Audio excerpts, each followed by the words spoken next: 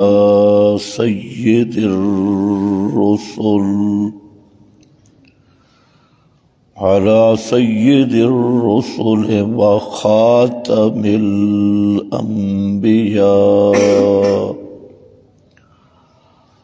أما بعد فأعوذ بالله من الشيطان الرجيم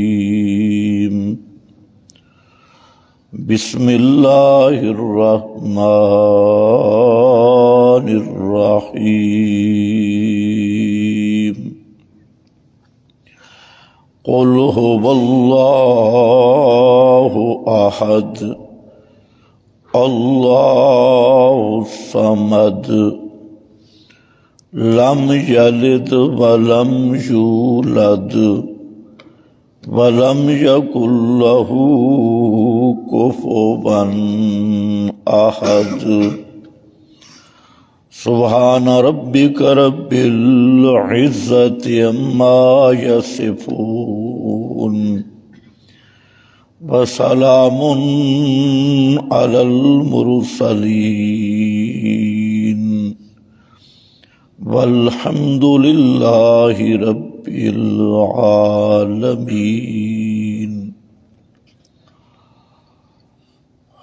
انتہائی قابل قدر بزرگوں اور بھائیوں، قرآن کریم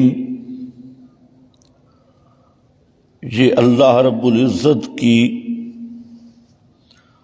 آخری اور لا ریب کتاب ہے۔ ہر مسلمان پہ اتنا قرآن سمجھنا فرض ہے جس سے اپنا عقیدہ اور ایمان صحیح کر سکے۔ آج کا سب سے بڑا فتنہ وہ مادہ پرستی ہے کہ کلمہ پڑھنے والے، اپنے آپ کو مسلمان کہلوانے والے، وہ اپنے مذہب کی کتاب سے اتنا دور ہیں کہ اگر جائزہ لیا جائے تو اکثریت مسلمانوں کی قرآن کریم سمجھتی بالکل نہیں۔ تلاوت کی حد تک تلاوت کریں گے، تبرک کی حد تک قرآن پاک کے قریب آئیں گے، لیکن یہ یاد رکھو قرآن کریم اللہ رب العزت نے بھیجا اور مقصد بیان کیا ھدی للناس، یہ سب کائنات کے لیے ہدایت نامہ ہے اللہ رب العزت کی طرف سے۔ تو سب سے پہلی بات یہ ہے کہ قرآن کریم کو سمجھنے کی غرض سے پڑھو۔ آج اگر کسی آدمی کے پاس کسی دوست کا خط آئے اور وہ کسی ایسی زبان میں ہو کہ یہ وہ زبان نہیں سمجھتا، تو اس خط کو چوم چاٹ کر سونے کے قبر میں اونچی جگہ پہ رکھے گا نہیں، اس وقت تک اس کو سکون نہیں آئے گا جب تک اس خط کو سمجھ نہ لے کہ اس خط میں کیا لکھا ہے۔ اور میرے لیے خط آیا تو عام دنیا کے دوست کا اگر خط آئے تو ان پڑھ سے ان پڑھ آدمی بھی جب تک اس خط کو سمجھے نہیں اسے سکون نہیں آئے گا۔ لیکن یہ 30 پارے اللہ رب العزت کی طرف سے آپ اور ہم سب کے لیے آئے ہیں، اور ان 30 پاروں کا مقصد ہماری زندگی کو سنوارنا ہے، ہماری آخرت کو سنوارنا ہے۔ لیکن ہم کتنے غافل ہو گئے کہ ہر گپ شپ تو توجہ سے سنتے ہیں، ہر اخبار پڑھنی ہو خبریں سننی ہوں یا جھوٹی روایتیں سننی ہوں، حکایات سننی ہوں، تو اس کے لیے تو ہم تیار ہیں، اور یہ قرآن کریم ہر گھر میں موجود ہے۔ کبھی یہ تکلیف نہیں کی کہ اس قرآن کو بھی ہم سمجھے کہ اس قرآن میں اللہ رب العزت نے ہمیں کیا پیغام دیا، کیا حکم دیا۔ تو یہ بات ذہن میں رکھ لو کہ قرآن کریم سمجھے بغیر ہدایت نہیں مل سکتی، اور نہ ایمان بن سکتا ہے، نہ ایمان مضبوط ہو سکتا ہے۔ ایمان والی کتاب اللہ نے قرآن کریم کی صورت میں بھیجی ہے۔ ایمان بنتا بھی اسی قرآن کے ذریعے ہے، مضبوط بھی اسی قرآن کے ذریعے ہی ہوتا ہے۔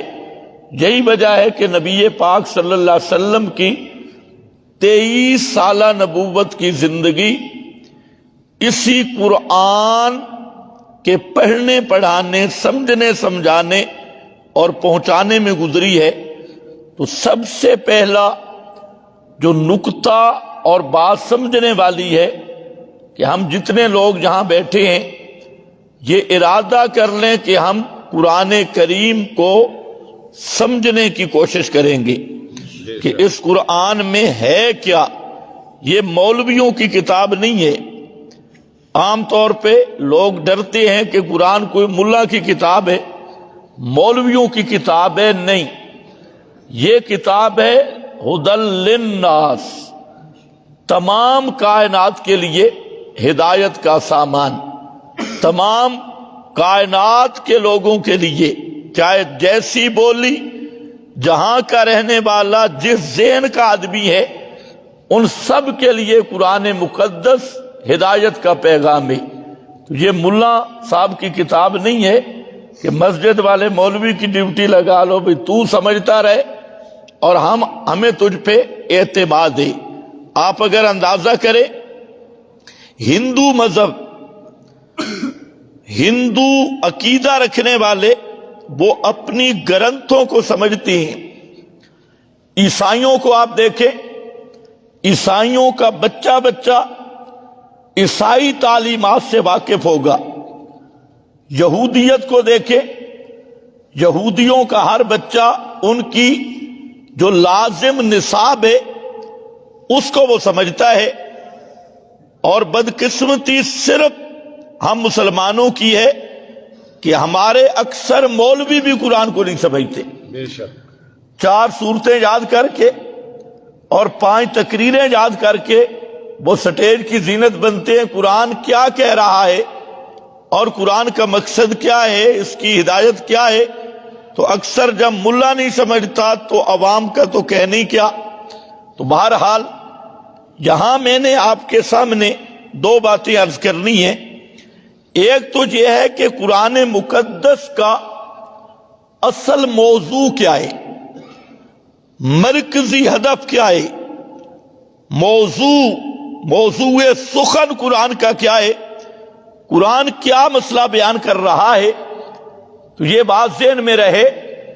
امام طحاوی نے لکھا القرآن کلہ فی التوحید، یہ قرآن مقدس پورے کا پورا یہ اللہ کی توحید بیان کر رہا ہے، اللہ کی وحدانیت۔ باقی سب مسائل وہ اس مسئلہ کے تابع ہیں، اور قرآن مقدس کا جو اصل ہدف ہے یہ اللہ کی پہچان، اللہ کی معرفت، اور اللہ کی پہچان اور معرفت جو قرآن مقدس نے بتائی ہے اس کا نام ہے التوحید۔ اب توحید کیا ہے؟ توحید اللہ کی صفات بیان کرنے کا نام نہیں ہے، اللہ تعالیٰ کے افعال اور کام اور کمالات بیان کرنے کا نام توحید نہیں ہے، ذکر کرنے کا نام توحید نہیں ہے۔ قرآن کا پورا موضوع توحید ہے، لیکن یہ بات ذرا اچھی طرح سمجھ لو کہ اللہ خالق ہے، اللہ مالک ہے، اللہ نے آسمان بنائے، اللہ نے زمین بنائی، اللہ نے سمندر چلائے، دریا چلائے، اللہ نے کائنات بسائی، اللہ رزق دیتا ہے، اللہ موت حیات کا مالک ہے، یہ اللہ تعالیٰ کی صفات اور کام تو ہیں، لیکن شریعت میں انہیں توحید نہیں کہتے۔ بہت سارے لوگ اس غلط فہمی میں وہ سمجھتے ہیں کہ جب ہم کہہ دیتے ہیں کہ اللہ خالق بھی ہے، اللہ مالک ہے، اللہ آسمان بنانے والا، زمین بنانے والا، بارشیں برسانے والا، سمندر چلانے والا، دریا چلانے والا، اس کائنات کو آباد کرنے والا، تو وہ کہہ دیتے ہیں کہ دیکھو جی ہم نے توحید بیان کی اور ہم توحید مانتے ہیں۔ تو یاد رکھ لو یہ دھوکہ ہے، توحید اس کا نام نہیں کہ اللہ کی صفات کا تذکرہ کیا جائے یا افعال کا تذکرہ کیا جائے یا اللہ رب العزت کے کمالات کا تذکرہ کیا جائے۔ وہ کمالات تو ہیں، صفات بھی ہیں، اللہ کے افعال بھی ہیں، لیکن اس کا نام توحید نہیں ہے۔ بے شک۔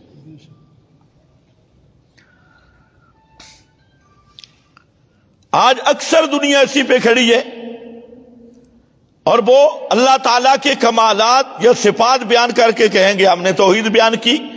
تو اس لیے یاد رکھنا ہے توحید میں دو چیزیں ہوتی ہیں، ایک ہے نفی اور ایک ہے اثبات۔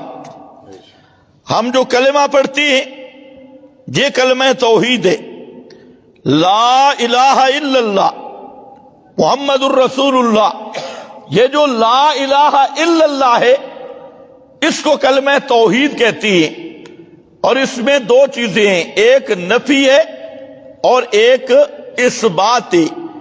لا الہ نفی ہے، الا اللہ اثبات ہے، اور جب نفی اور اثبات مل جائے تو اس کو کہتے ہیں توحید۔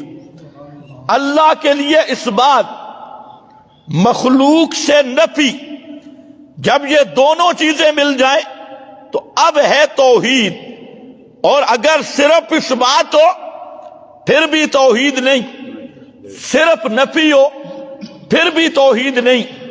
القرآن کلہ فی التوحید، قرآن پورا مسئلہ توحید بیان کر رہا ہے، اور یہی بات پیران پیر شیخ عبد القادر جیلانی رحمت اللہ تعالی علیہ اپنے بیٹے کو کہتے ہیں، علیک بالتوحید، علیک بالتوحید، میرے بیٹے توحید پہ پکا رہنا، علیک بالتوحید، توحید کو نہ چھوڑنا۔ تو خیر میں عرض یہ کر رہا ہوں کہ توحید کا مفہوم سمجھو، توحید تب بنے گی کہ ایک اللہ کے لیے اثبات ہوگا، مخلوق سے نفی ہوگی۔ مثلا غیب جاننے والا اللہ، اللہ کے سوا کوئی غیب جاننے والا نہیں، اب توحید ہے۔ بے شک۔ اللہ کے سوا کوئی غیب جاننے والا نہیں، پکارے سننے والا اللہ ہے، اللہ کے سوا کوئی پکارے سننے والا نہیں، اب ہے توحید۔ اللہ مشکل کشا ہے، اللہ کے سوا کوئی مشکل کشا نہیں، اللہ حاجت روا ہے، اللہ کے سوا کوئی حاجت روا نہیں، اللہ ہی حاضر ناظر ہے، اللہ کے سوا کوئی حاضر ناظر نہیں۔ یوں اگر عنوان ہو تو اس عنوان کو کہتے ہیں توحید، جس میں نفی بھی ہو، جس میں اثبات بھی ہو۔ اور سب سے مشکل بات ہے نفی، اثبات مشکل بات نہیں، جھگڑے پڑتے ہیں نفی پر، رولے اور جھگڑے سب ہوتے ہیں نفی پر۔ تو خیر قرآن پاک پورے کا پورا کس میں ہے؟ توحید میں۔ میں نے آپ کے سامنے قرآن مقدس کی آخر سے دو سورتیں چھوڑ کر پچھلی سورت پڑھی ہے۔ اس سورت کے بعد قرآن پاک کی دو سورتیں کھڑی ہیں، اور یہ جو سورت ہے یہ مضمون قرآنی کا اختتام ہے۔ پنجابی آکھتے ہیں گل مکدی چکدی کر، لمبا کلام کے بعد گل مکدی چکدی، سمجھ دے ہو مکدی چکدی، سارے آکھتے ہو گل مکا۔ اس صورت میں اللہ نے گل مکدی چکدی کی ہے، گل مکا چڈی ہے۔ 30 پارے گزر کے آ رہا ہے قرآن۔ شروع ہوا تھا توحید سے، بسم اللہ کی بات سے، اور بسم اللہ کی بات تھی استعانت کی۔ اور مطلب کیا تھا بسم اللہ؟ پہلے یہ بھی سمجھ لو کہ جو مکہ کے مشرک تھے وہ کہا کرتے تھے بسم اللہ والعزیٰ، جب بھی کوئی کام کرتے تو کہتے باب لات کی برکت سے، باب لات اور باب منات کی برکت سے۔ یہ لات ایک بزرگ تھا جو حاجیوں کو ستو پلاتا، مر گیا، پہلے قبر پہ بیٹھے اور اس کے بعد صورت بنا لی، تو اس لات کو کہتے بسم اللہ والعزیٰ، لات اور عزیٰ کے نام سے شروع کرتا ہوں، یعنی اس کام میں لات اور عزیٰ فقیرنی تھی ان کی، اس کا نام لیتے کہ ان کے نام سے شروع کرتا ہوں۔ تو اللہ رب العزت نے بسم اللہ نازل کی، اور بسم اللہ کے نازل کرنے کا مقصد تھا کہ جب مومن مباحد کوئی کام شروع کرے وہ کہے بسم اللہ، اللہ ہی کی مدد سے شروع کرتا ہوں، اللہ ہی کی مدد سے۔ علماء جانتے ہیں یہ جار مجرور مؤخر نکالا گیا ہے، اور مطلب ہے اللہ ہی کی مدد سے شروع کرتا ہوں۔ تو بسم اللہ کی بات سے توحید شروع ہوئی، اور یہ پورا قرآن توحید بیان کرتا رہا اور توحید کے رنگ بدلتے رہے۔ اب اختتام پہ آ کر اس سورت کا نام ہے سورت اخلاص۔ سورت کا نام ہے سورت اخلاص۔ اخلاص کا معنی بھی خالص کر دینا، کوئی میل کچیل نہ چھوڑنا، زنگ دھو ڈالنا اور بالکل کھرا کر دینا، یہ کھرے کو اخلاص کہتی ہے۔ تو یہ سورت اخلاص ہے۔ جو آدمی یہ سورت بھی سمجھ جائے اللہ اس کے دل کو زنگ سے دھو دیتا ہے اور اس کے دل کو بالکل کھرا کر دیتا ہے، صاف شفاف کر دیتا ہے۔ تو یہ ہے سورت اخلاص۔ اس میں اللہ رب العزت نے یہاں چند آیات میں مسئلہ توحید کو بیان کیا اور فرمایا میرے محبوب پیغمبر حضرت محمد الرسول اللہ صلی اللہ علیہ وسلم آپ اعلان فرمائیں قل هو اللہ احد، فرما دیجئے هو اللہ احد، وہ اللہ ہاں یہ تو مانا آپ نے کرنا تھا اس لیے میں نے کروایا، چلو تم کرو جو مانا ہے۔ اللہ ایک ہے، کیا مانا؟ اللہ ایک ہے۔ مولانا انیس الرحمان صاحب کتنے ہیں؟ 4-5 ہوں گے، ایک ہی ہے۔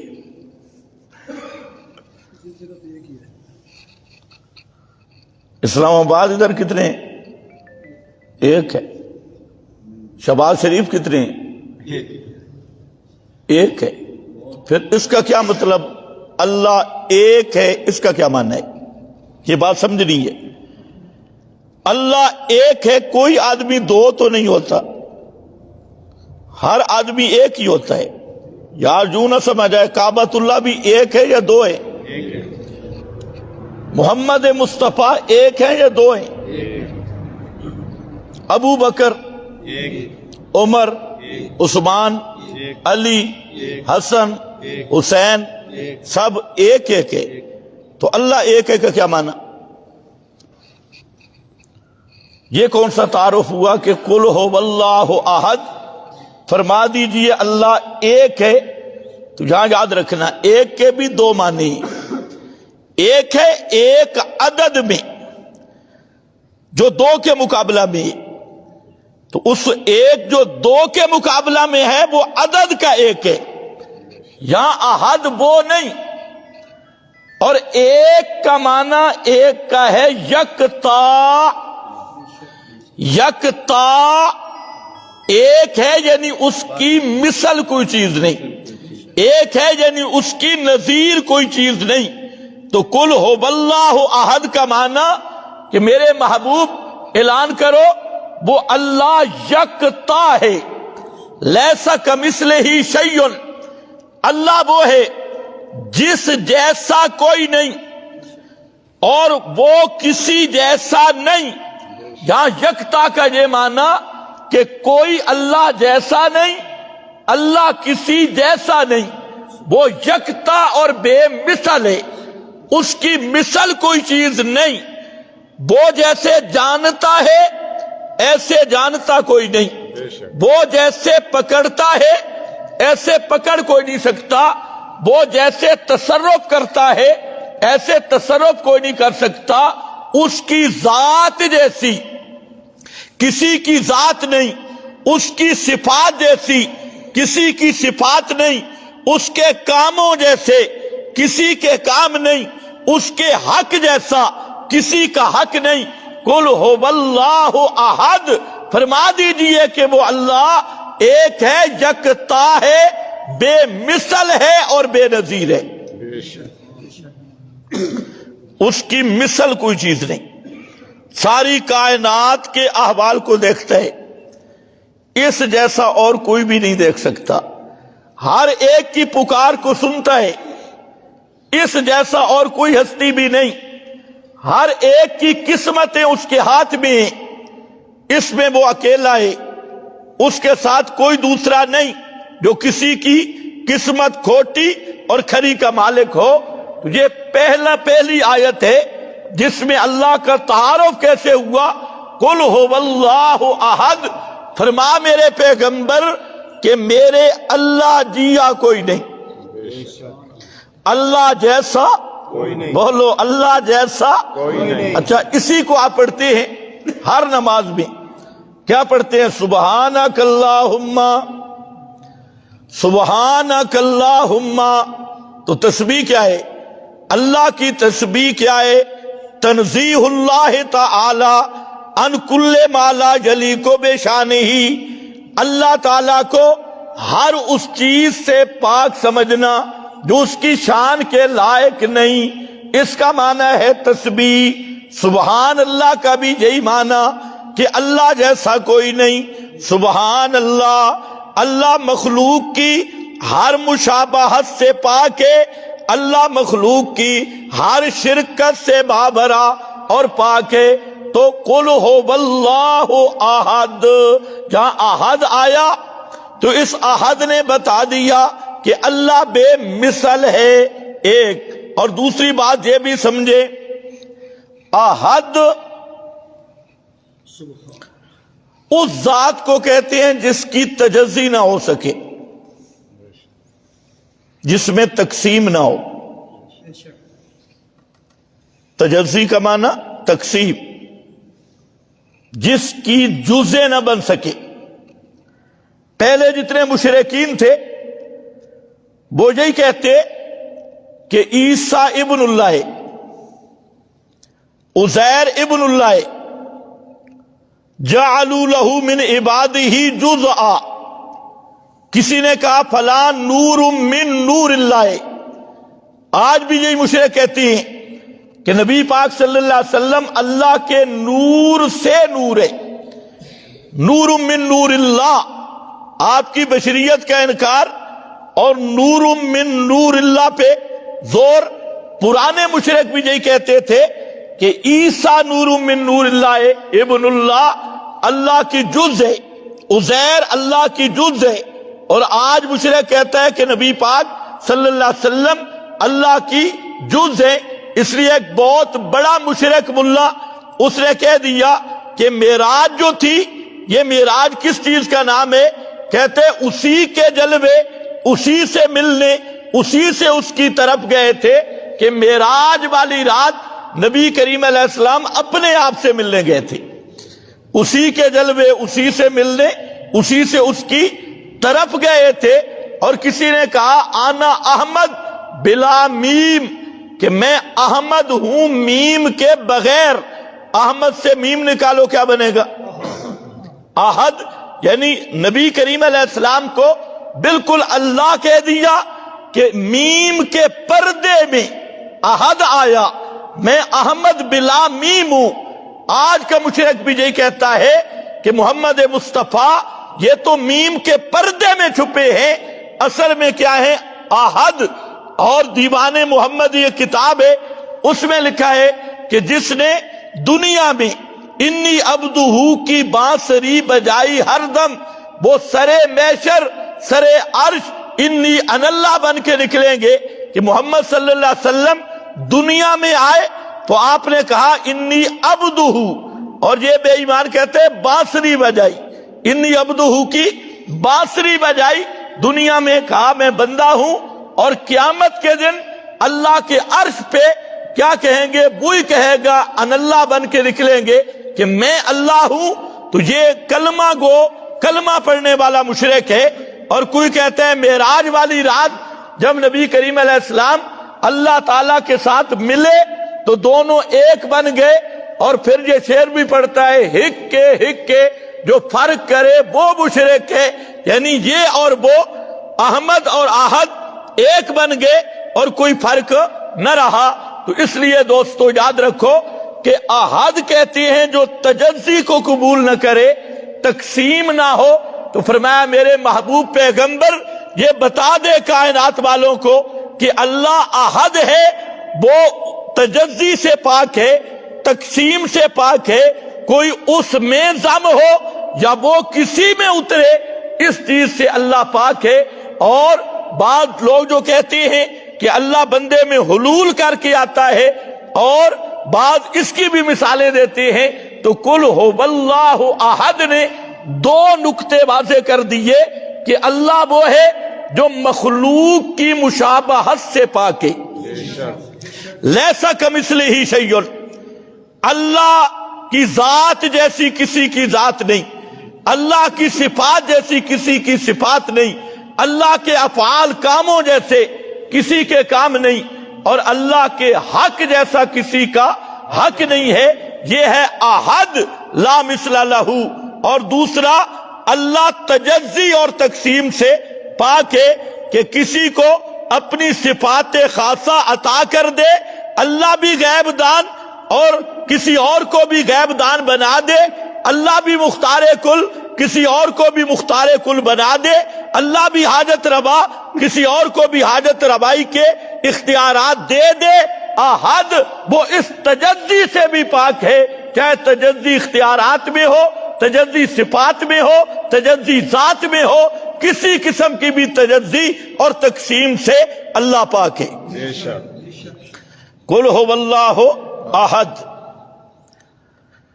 اگلا جملہ ذرا خیال سے پڑھنا ہے، اللہ الصمد۔ یہاں اتنا پہلے ذہن میں رکھ لو، کیوں بات مشکل تو نہیں بن رہی؟ یہ درس قرآن ہے، میں نے یہ سورت سمجھانی ہے، تقریر نہیں کرنی۔ تقریریں تو آسان ہوتی ہیں، کوئی کلابہ کدھر سے لیا اور کوئی کدھر سے، کوئی گپیں، کوئی جھوٹ، کوئی حکایتیں، اور تم کہتے ہو سبحان اللہ۔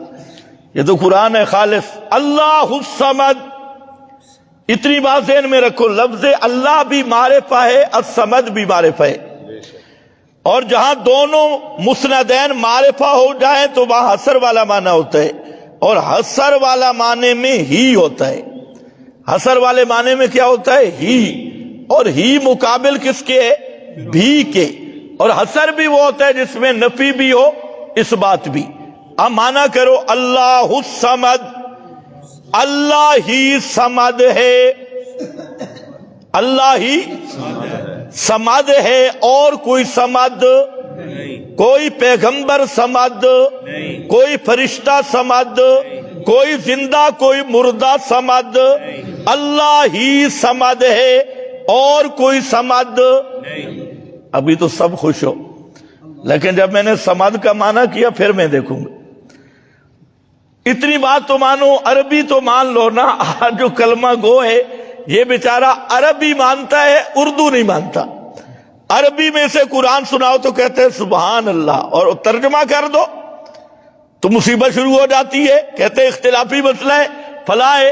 اور ابو جہل بیچارے کی بدقسمتی یہ تھی کہ اس کی زبان عربی تھی، اور وہ محمد مصطفیٰ کے لفظوں کو جیسے سنتا وہ سمجھ جاتا تھا، اس لیے وہ بیچارہ جہنم میں چلا گیا کہ وہ سمجھ کے نہیں مانا، اور ہم جنت کے ٹھیکیدار بن گئے کہ بغیر سمجھے کے مانتے ہیں، اور کوئی سمجھائے تو پھر لڑتے بھی ہے، پھر ماننے کے لیے تیار نہیں، پھر ابو جہل سے بھی 4 قدم آگے۔ تو جہاں کہ اللہ الصمد، اللہ ہی سمد ہے اور کوئی سمد نہیں۔ یار یہ تو عربی ہے، جہاں تک تو سب کہو، اللہ ہی سمد ہے اور کوئی سمد نہیں۔ اب الصمد کا کیا معنی؟ الصمد کا معنی الذی یصمد الیہ فی الحوائج، سمد وہ ذات کہ مصیبتوں اور حاجتوں میں جس کو پکارا جائے، مصائب اور حاجتوں میں جس کو پکارا جائے، الذی یصمد الیہ فی الحوائج والحوادث۔ سب مفسرین نے الصمد کا معنی کیا، بے شک نیٹ سے نکال لینا، الصمد لکھ کے عربی تفسیریں نکال لینا کہ الصمد کا معنی وہ ہستی جس کو حاجتوں میں پکارا جائے، جس کو مشکلوں میں پکارا جائے، تو کیا معنی نکلے گا؟ حاجت روا، پکاریں سننے والا، مشکلیں حل کرنے والا۔ اب ذرا معنی حسر والا اور ہی والا کر کے دکھاؤ۔ اللہ الصمد، اللہ ہی حاجت روا ہے، اللہ الصمد، اللہ ہی مشکل کشا ہے، اللہ الصمد، اللہ ہی پکاریں سننے والا ہے، اور کوئی پکاریں سننے والا، اور کوئی پکاریں سننے والا، اور کوئی حاجتیں پوری کرنے والا، اور کوئی مشکلیں حل کرنے والا، کوئی فرشتہ بھی پکاریں سننے والا نہیں، کوئی اللہ کا محبوب پیغمبر بھی پکاریں سننے والا نہیں ہے، کیونکہ سمد نہیں۔ اللہ الصمد، اللہ ہی الصمد ہے اور کوئی الصمد نہیں۔ تو الصمد کا معنی ذہن میں رکھنا ہے، الذی یصمد الیہ فی الحوائج۔ الصمد وہ ہے کہ جس کو حاجتوں میں پکارا جائے، مشکلات میں پکارا جائے، تو معنی کیا ہوگا؟ اللہ ہی سمد ہے، اللہ ہی پکار کے لائق ہے، اللہ ہی حاجت روا ہے، اللہ ہی مشکل کشا ہے، اللہ کے سوا کوئی پکاریں سننے والا نہیں، اللہ کے سوا کوئی حاجتیں پوری کرنے والا نہیں، اللہ کے سوا کوئی مشکلیں حل کرنے والا نہیں۔ یہ اگر آپ غور کریں تو سورہ فاتحہ سے گزر کے یہی پڑھ کے آئے۔ کیا پڑھا تھا سورہ فاتحہ میں؟ ایاک نعبد و ایاک نستعین۔ ایاک نعبد، کرو مانا، کرو شاباش، مانا کرو درس میں۔ تیری ہی یا تیری بھی؟ جی تیری ہی یا تیری بھی؟ تیری ہی عبادت کرتی ہے۔ یہ ہی کیا کہہ رہی ہے؟ اور کسی کی نہیں کرتے، تیری ہی عبادت کرتی ہیں۔ ایاک نعبد، 5 وقت کی نمازوں میں یہی اللہ کے سامنے کہتا ہے ایاک نعبد، اختلافی مسئلہ ہے۔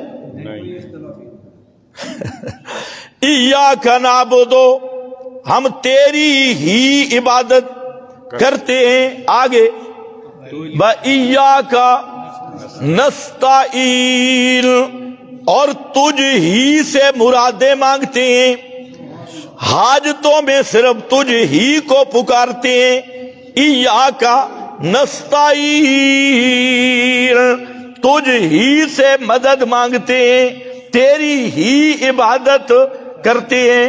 حیرانگی کی بات ہے، ایاک نعبد میں ہی ہے، تو ایاک نستعین کے معنی میں بھی ہی ہے۔ تو اب کہتے ہیں نہیں، مدد تو بابے سے بھی مانگیں گے۔ تو میں نے کہا یہی تو عبادت ہے نا، کر بابے کی عبادت، اور پھر لا الہ الا اللہ چھوڑ دے۔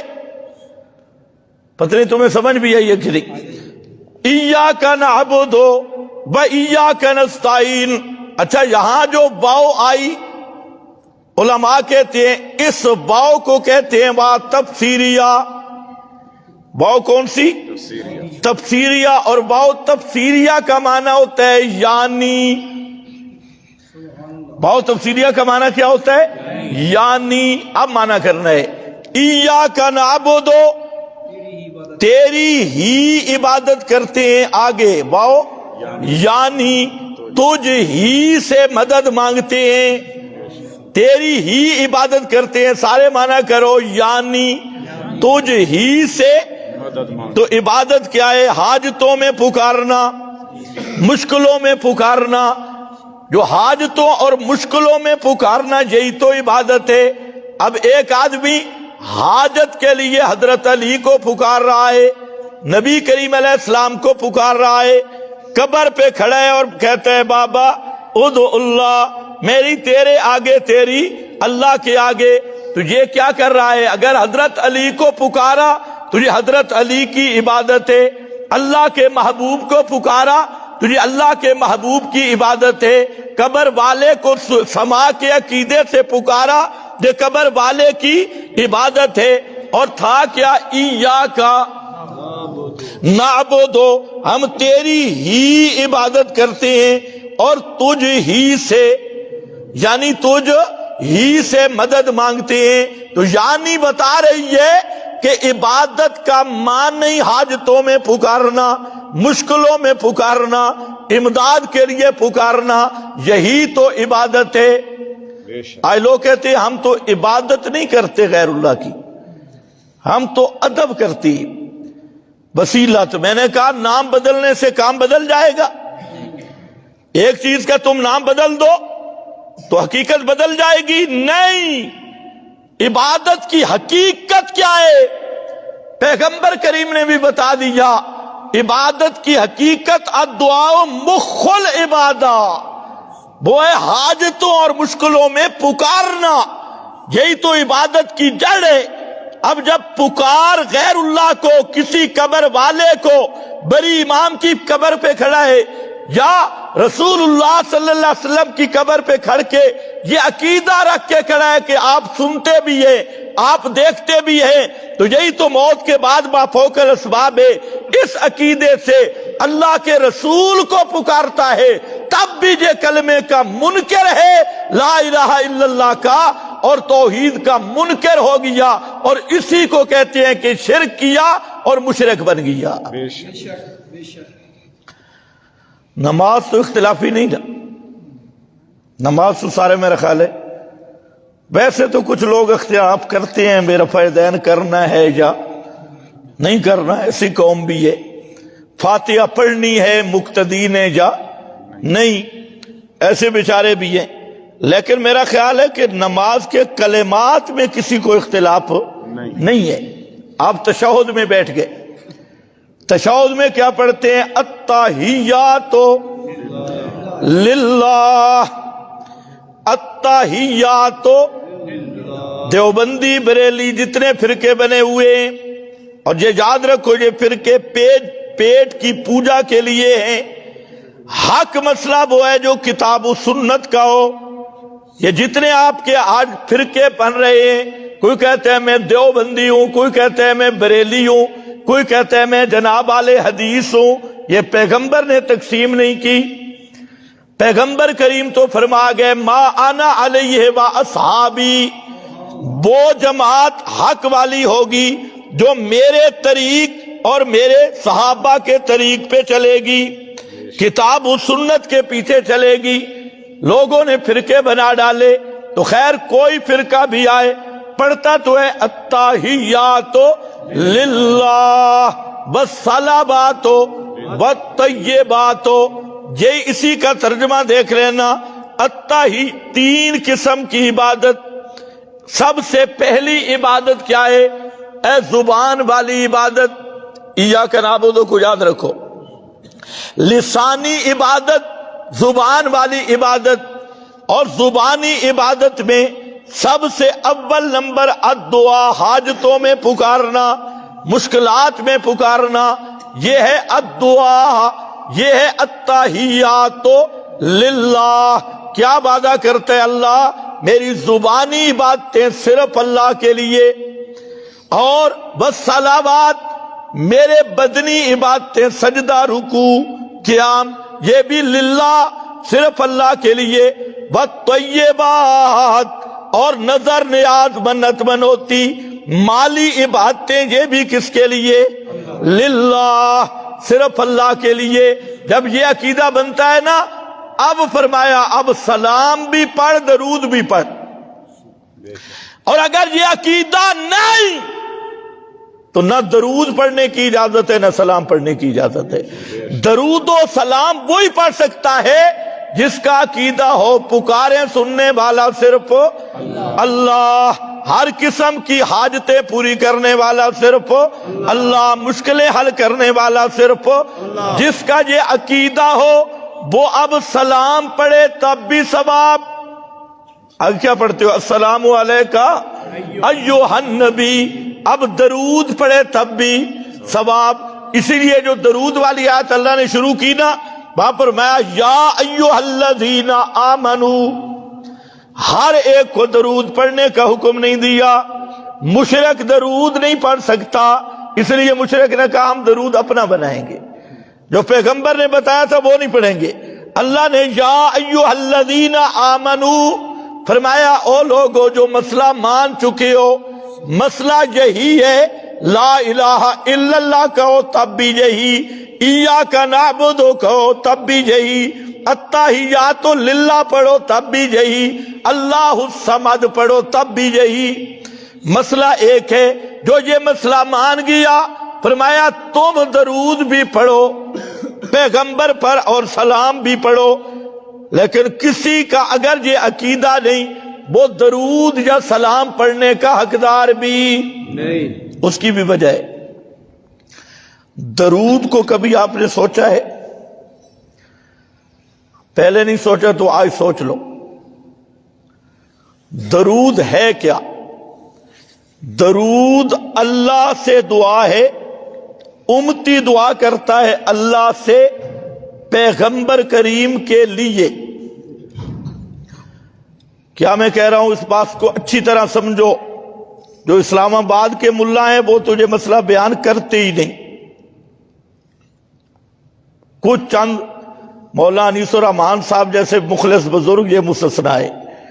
عام لوگوں کی بات کر رہا ہوں، کیونکہ انہوں نے تو جیب کو دیکھنا ہوتا ہے کہ تم ناراض ہو جاتی ہو، تم تنخواہیں نہیں دیتے. مولوی صاحب کئی مولوی اسلام آباد کے میں انہوں نے کہا کہ کیوں نہیں قرآن کا مسئلہ بیان کرتے؟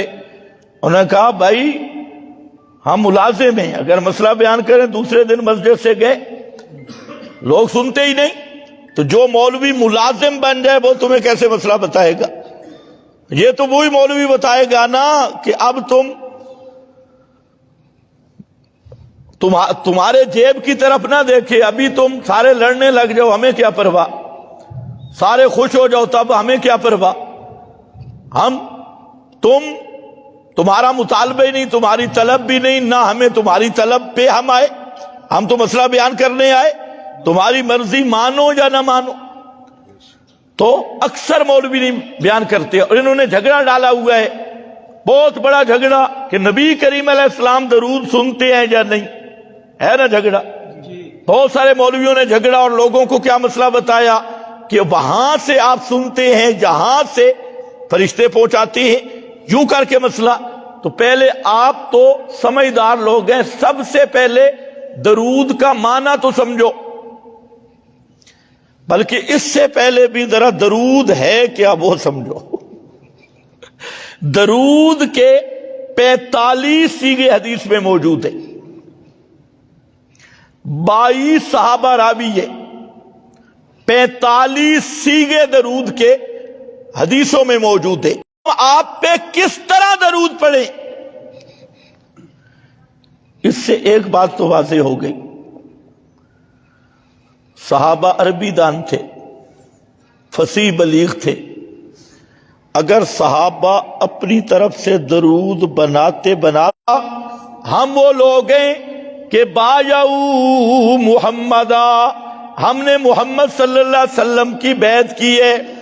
عہد کیا ہے کس بات پہ؟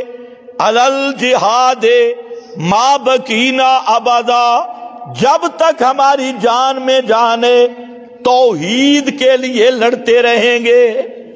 علل جہاد ما بقینا ابدا، جب تک ہماری جان میں جان ہے توحید کے لیے جہاد کرتے رہیں گے، لڑتے رہیں گے۔ یہ تو وہ خندق کھود رہے تھے اور زبان پہ جاری ہو گیا نحن الذی بایعوا محمدا علی الجہاد ما بقینا ابدا۔ اس طرح کے فصیح بلیغ لوگ جن کو ہزاروں اشعار یاد تھے اور خود کوئی چیز بیان کرتے، نظم کو نثر، نثر کو نظم میں بدلنا ان کے لیے کوئی مشکل نہیں تھا۔ اگر صحابہ درود بناتے تو بہت اچھے اچھے درود بنا سکتے تھے، خصوصاً تمہارے پاکستانی مولویوں سے تو بہتر درود ہوتے۔ پریشان تو نہیں ہوگے؟ نہیں، بس ایک ہی صورت کا ترجمہ کرنا ہے۔ بنا سکتے تھے لیکن صحابہ نے درود بنایا نہیں۔ انہوں نے رسول پاک سے پوچھا ہے کیف نصلی علیک، اللہ کے محبوب آپ بتائیں کہ ہم درود کیسے پڑھیں۔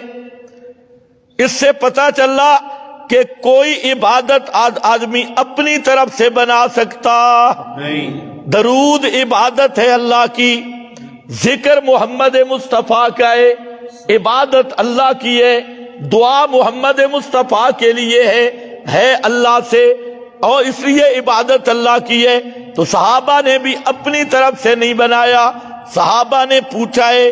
آج تو مولوی کہتے ہیں ہمارے بزرگ کو خواب میں فلانا ملا اس نے درود بتایا، کوئی کہتے ہیں جنوں سے سنا، کوئی کہتے ہیں فلاں ان کو کہو کہ جو درود اللہ کے محبوب نے صحابہ کو جیتے جاگتے بتایا وہ درود کیوں نہیں پڑھتے؟ اور وہ درود 45 سیغے شروع جہاں سے ہوتے ہیں، اللہم صلی علی محمد، سارے پڑھو نا، اللہم صلی علی محمد کما صلیت علی ابراہیم وعلی آل ابراہیم انک حمید مجید، اللہم بارک علی محمد وعلی آل محمد کما بارکت علی ابراہیم وعلی آل ابراہیم انک حمید مجید۔ اچھا، یہ درود قرآن میں کھڑا ہے سورہ ہود میں، رحمت اللہ و برکاتہ اہل البیت، یہ وہاں سے ماخوذ ہے، وہاں انہ حمید مجید یا انک حمید مجید۔ خیر بات لمبی نہ ہو جائے تو یہاں یہ بات ذہن میں رکھ لو، درود وہی ہے جو نبی کریم علیہ السلام نے امت کو بتلایا، اور آپ نے اسی درود کی گارنٹی دی کہ من صلی علیہ واحدۃ، جو یہ درود ایک مرتبہ مجھ پہ پڑھے گا 10 دفعہ اللہ اس کو جواب دے گا۔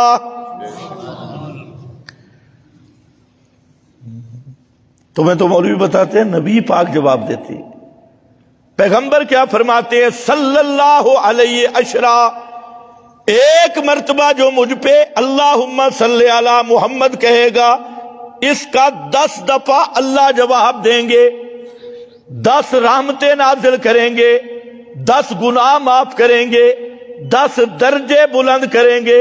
اور جو مولویوں نے درود پڑھایا ہے اس کی گارنٹی میرے نبی نے نہیں دی، کلمات کی بھی گارنٹی نہیں، ثواب کی بھی گارنٹی نہیں ہے، یہ مولویوں کا اپنے۔ اور اب تو اردو میں ماشاءاللہ درود آ گیا ہے، ایک تو ہم سلام پڑھتے ہیں اور جمعے کے بعد گول دائرہ لگا کے مصطفیٰ جان رحمت پہ لاکھوں سلام، ایک نیا سلام نکلا ہے، کھکڑیوں پر سلام، لیمپوں پہ سلام، تھیٹروں پہ سلام، یہ الیاس قادری کا سلام ہے، نیا سلام ہے۔ اور وہ فیضان مدینہ میرے پاس پڑھی ہے، اس نے اپنی طرف سے پورا سلام بنایا، اور میٹروں پہ سلام، بجلی کے کھمبوں پہ سلام، اور فلانے پہ سلام، تھیٹروں پہ سلام۔ یہ نیا درود آیا جس میں ٹماٹر بھی ہے، گوبھی بھی ہے، آلو بھی ہے، مٹر بھی ہے۔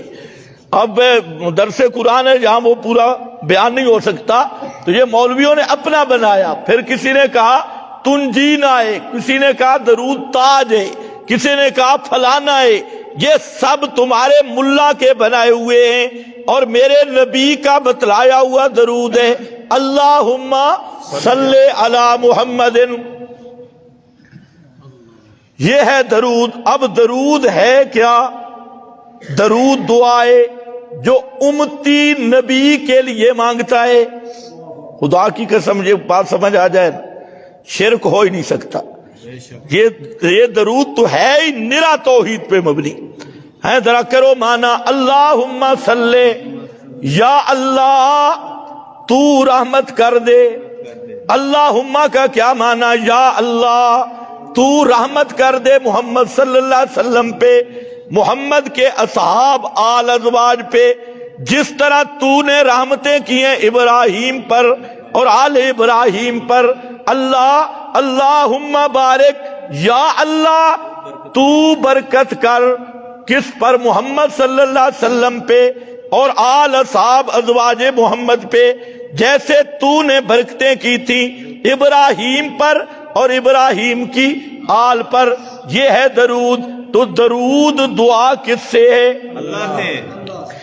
یہ امتی مانگ رہا ہے، اور یہ جو کہتی ہیں اللہ بغیر وسیلے کے نہیں سنتا، اللہ نے درود ہی ایسا مقرر کروا دیا کہ یہ درود پڑھو، اور درود میں کتنی قبروں والوں کا وسیلہ پیش کیا، 5 تن تے 12 تن تے فلانا بابا کوئی بھی نہیں۔ براہ راست کیا ہے؟ اللہم صلی، اللہ تو رحمت کر، اللہم بارک، اللہ تو برکت دے۔ اب ضد نہ ہو، مسئلہ سمجھنا مقصد ہو، تو درود رسول پاک سے بات ہے یا اللہ سے بات ہے؟ اللہ سے۔ کس سے بات ہے براہ راست؟ تو اللہ سنتا ہے یا نہیں سنتا؟ یہ مولویوں نے کہاں سے مسئلہ نکالا کہ رسول پاک سنتے ہیں یا نہیں؟ بھائی درود میں تو بات ہی اللہ سے ہے، دعا ہے، اور ان ربی لسمیع الدعا، پکار دعا سننے والا کون ہے؟ صرف اللہ ہے۔ تو جب رسول سے خطاب ہی نہیں، رسول سے بات ہی نہیں، رسول کے لیے امتی اللہ سے رحمت مانگ رہا ہے، اللہ سے برکت مانگ رہا ہے، تو جب بات ہی اللہ سے ہے تو اب کتنے فرقے بن گئے مولویوں کے، او جی یہاں سے سنتے ہیں یا نہیں، وہ کہتے ہیں وہاں سے سنتے ہیں یا نہیں۔ اللہ نے قانون بیان کر دیا، جس پر موت آ جائے، ما انت بمسمع من فی القبور، جس پہ موت آ جائے نہ وہ قریب سے سنتا ہے نہ دور سے سنتا ہے، جس پہ موت آ جائے، یا اللہ کیوں؟ فرمایا انک لا تسمع الموتى، وجہ موت مشتق پہ حکم لگے، مادہ اشتقاق علت بنتا ہے۔ فرمایا جس پہ موت آ گئی تو اب وہ نہ پکار سنتا ہے، نہ قریب سے نہ دور سے، نہ سلام نہ درود۔ توجہ ہے؟ یہ تو قرآن کی 100 کے قریب آیت کھڑی ہے۔ اللہ ان مولویوں کو بھی سمجھنے کی توفیق عطا فرمائے۔ موت کے بعد کوئی سن سکتا، اس لیے کہ اسباب ہی ختم ہو گئے۔ اب کتنا آسانی سے اللہ نے مسئلہ سمجھایا۔ سورہ فاتر 22واں پارہ تے آیت نمبر بھی 22۔ جتنے میرے بھائی بیٹھے ہو گھروں میں ترجمہ دیکھنا، اور جس مولوی کا مرضی دیکھنا۔ پارہ بھی 22، سورہ فاتر آیت بھی 22۔ فرمایا مثالیں دے کر، ما یستوی الاعمی والبصیر، اندھا اور دیکھنے والا برابر نہیں۔ ایک بلظلو، سایہ اور دھوپ برابر نہیں۔ بلظلمات و بلنور، اندھیرا اور روشنی برابر نہیں۔ کتنی مثالیں ہو گئی؟ 3۔ اچھا یہ ذرا سمجھ لو، یہ 3 مثالیں سمجھنے کے لیے لندن کی ڈگری ہونی ضروری ہے؟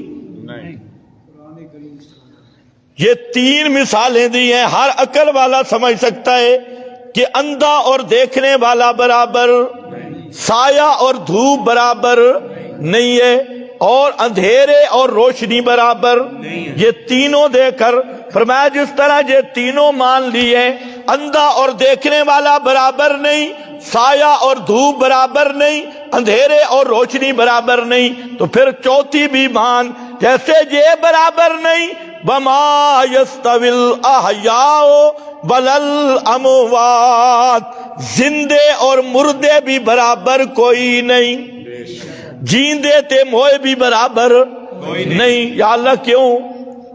میت بھی ہم نے دیکھے، میت کی بھی دو ٹانگیں، زندہ کی بھی دو ٹانگیں، میت کا بھی ایک سر، زندہ کا بھی ایک سر، میت کے بھی دو ہاتھ، زندہ کے بھی دو ہاتھ، کہ موت سے ہاتھ بڑھ جاتی پاؤں، تو پھر برابر کیوں نہیں؟ فرمایا ہاں ہاں، یہ ہاتھ کی بات نہیں ہو رہی، پاؤں کی بات نہیں ہو رہی، بات ہو رہی ہے سننے کی، سننے اور دیکھنے ادراک کی۔ اس لیے فرمایا ان اللہ یسمع من یشاء وما انت بمسمع من فی القبور۔ فرمایا میرے پیغمبر جو قبروں، اللہ کو طاقت ہے جس کو سنا دے، جب سنا دے، جیسے سنا دے، اور ما انت بمسمع، آپ نہیں سنانے والے، آپ نہیں سنا سکتے، من فی القبور، جو قبروں میں دفن ہے۔ میرا بھائی یہ قرآن ہے، یہ قرآن ہے، اور حضرت عائشہ سے لے کے علماء دیوبند کے پہلے مفتی تک سب نے یہی معنی کیا کہ اس آیت کا مطلب ہے کوئی مردہ سنتا نہیں ہے۔ تو بہرحال میں عرض یہ کر رہا تھا، درود اللہ سے دعا ہے، تو درود کو سننے والا کون ہے؟ اس لیے جھگڑوں میں نہ پڑ، واپس آ جا۔ اللہ الصمد، اللہ ہی حاجت روا ہے، اللہ ہی مشکل کشا ہے۔ ایک معنی الصمد کا الذی یصمد الیہ فی الحوائج، اللہ ہی حاجت روا، اللہ ہی مشکل کشا۔ آگے ذکر کیا لم یلد ولم یولد، اس پر ایک سوال ہے کہ اتنی بات تو سمجھ آ گئی کہ مشکل کشا صرف اللہ ہے، حاجت روا صرف اللہ ہے، پکاریں سننے والا صرف اللہ ہے، مان لیا۔ لیکن ہم جو پکارتے ہیں بابے کو، ہم جو غیر اللہ کو پکارتے ہیں، یہ کون ہے؟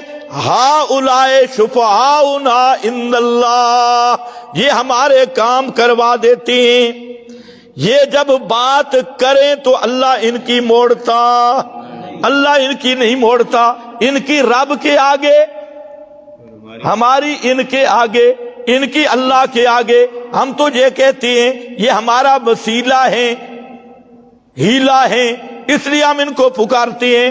اللہ نے جواب دیا، اور تم بھی ذرا سمجھو، جواب یہ ہے کہ 3 وجوہات ہوتی ہیں مجبوری کی۔ ایک کام میں کرنا چاہتا ہوں تو 3 وجہ سے آدمی مجبور ہو جاتا ہے۔ پہلی وجہ اور کمزوری اولاد ہے۔ ایک افسر ہے، آپ اس سے کام کروانا چاہتے ہیں تو اولاد سے اسے مجبور کرواتی ہے، اولاد کی محبت میں وہ مجبور ہے، آپ رابطہ کرتے ہیں اولاد سے۔ اور دوسرا مجبوری ہوتی ہے والدین، ماں باپ۔ ایک افسر کو آپ کہتے ہیں میرا کام کار وہ نہیں کر رہا، آپ سفارش ڈالتے ہیں ماں کی یا باپ کی، 2۔ اور تیسرا رشتہ دار یا دوست یا بیوی۔ آج کل سب سے بڑی سفارش بیوی کی چل رہی ہے، یا دوست کی یا بیوی کی، یہ ہوتی ہے، وہ مجبور ہو جاتا ہے۔ اللہ فرماتے ہو مشرکو، تم نے جو بہانے بنا رکھے ہیں کہ ہؤلاء شفعاؤنا عند اللہ، یہ ہمارے کام کروا سکتے ہیں، مجبوریاں 3 قسم کی ہوتی ہیں، یا اولاد کی طرف سے، یا والدین کی طرف سے، یا رشتہ داروں کی طرف سے۔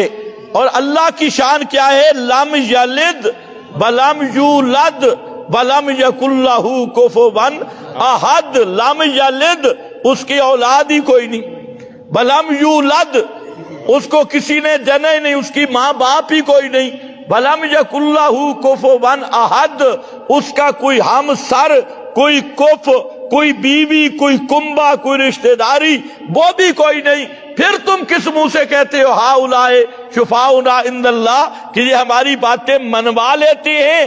منواتے تو تب کہ یا اولاد مجبور کرے، یا والدین مجبور کرے، یا دوست رشتہ دار تے بیوی مجبور کرے، وہ سارے کنبے قبیلے سے ہی پاک ہے، تو پھر اسے مجبور کر کے منوانے والا پیدا کون ہوا؟ جب پیدا کوئی نہیں ہوا تو اللہ الصمد، مسئلہ یہی کھڑا ہے کہ لوگوں اللہ ہی حاجت روا ہے اور کوئی حاجت روا، اللہ ہی مشکل کشا ہے اور کوئی مشکل کشا نہیں۔ وآخر دعوانا الحمدللہ۔ ماشاءاللہ۔